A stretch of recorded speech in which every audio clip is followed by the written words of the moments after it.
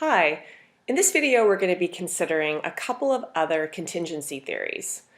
Leader-member exchange theory can be considered a contingency theory in the sense that it looks at how leaders and followers they come up with a relationship such that a leader has a different relationship with each follower. So a leader has forms a relationship that's different with one follower versus another. So you've got something about the leader and how they're leading and how it's different depending on which follower they are forming a relationship with. So let's take a look at this. One thing that's interesting about this theory is that it says that leaders do not treat followers the same. And there's some consequences of that, which we'll talk about. So what happens is, imagine that you've got a leader who oversees, let's say, 10 subordinates, and what happens is there's some of those subordinates that they tend to not be as close with, and so they will end up having more formal relations with those people, and you can think of them as being in the out group. And then there are other subordinates where that leader will form closer, more personal relationships with those people, and those followers can be considered part of the in-group. And the consequence of this, one of the consequences, is that when you're in the in-group, you end up typically with some better outcomes. You are getting higher performance ratings, and they may not always be deserved, but it might be because the leader is rating you and they like you better. That you will tend to leave because it's not very fun being. You'll leave if you're in the out group, but if you're in the in group, you're gonna stick around because you got a good sweet deal. And then if you're in the in group, you also have greater satisfaction with your leader. So let's take a look a little bit closer at this theory, and what it shows is, in order to determine what will predict if you're going to be in the in-group, include some of these characteristics that are shown here. So let's take a look at an example of this just to make it a little bit hopefully more interesting. So this is an example of me being not in the in-group and being in the out-group.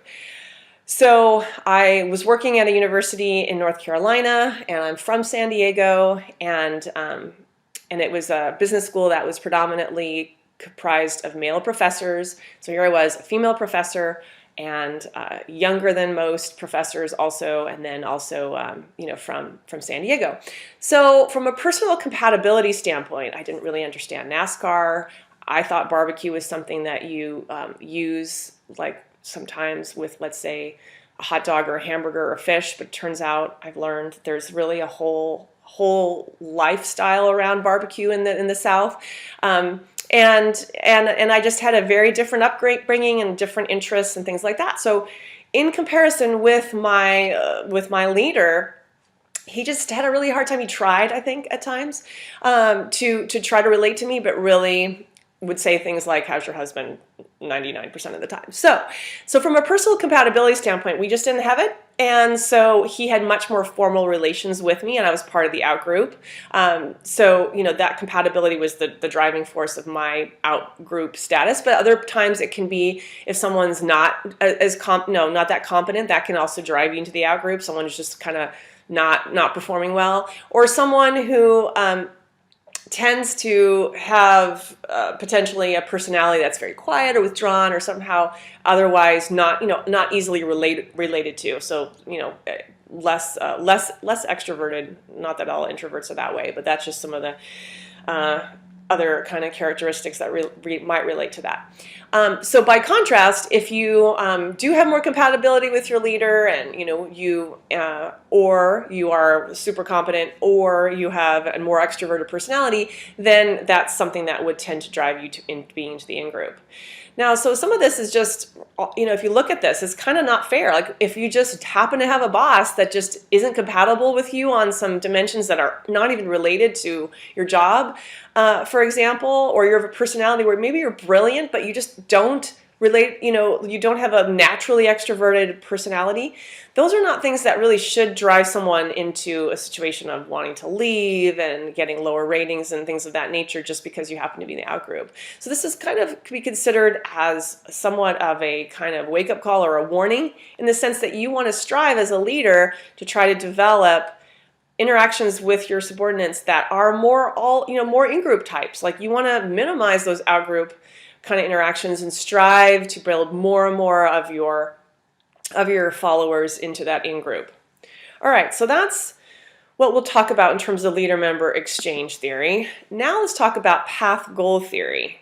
And what this theory says is that a leader should adjust his or her behavior in order to help followers attain their goals, and they should look at some situational variables in order to determine how to adjust their behavior. So they should look at aspects of the follower and also just aspects of the situation in general. And if they can get that good linkage where you're kind of complementing, that you're finding some good consistency between what the situation demands and then what you're providing as a leader, you will have some better outcomes. So let's take a look at some specifics on that. And this is something that this last picture here, this last slide is not in your book. So it gives you a little bit more information. So what this theory suggests is that if you have, for example, a really unclear task, and a task that people just don't have a lot of clarity about and it's kind of stressful for them, then a leader that comes in and provides that sort of direction, is more directive, that can be really helpful because the leader is helping to fulfill something that's missing in the situation. But let's take a look a little bit closer at maybe one of the subordinate contingency factors now. Let's imagine that you have followers or subordinates that have a lot of experience or a lot of ability.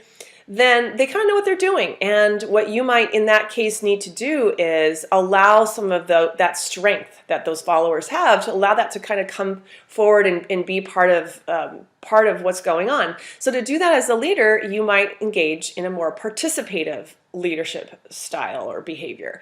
So what you're doing is you're asking for input from those followers, and you're allowing them to maybe make some decisions along the way that are important to getting things done. And that allows their experience and ability to come forward and for them to feel like they're being utilized more fully.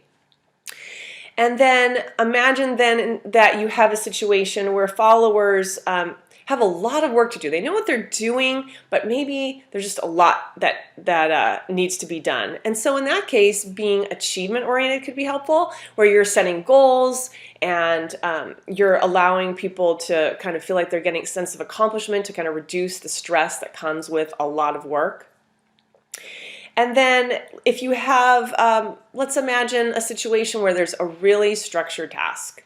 It's a task where maybe people are almost like in an assembly line kind of idea, and it's something that's not very fun for them. Maybe it's just hopefully maybe a temporary situation.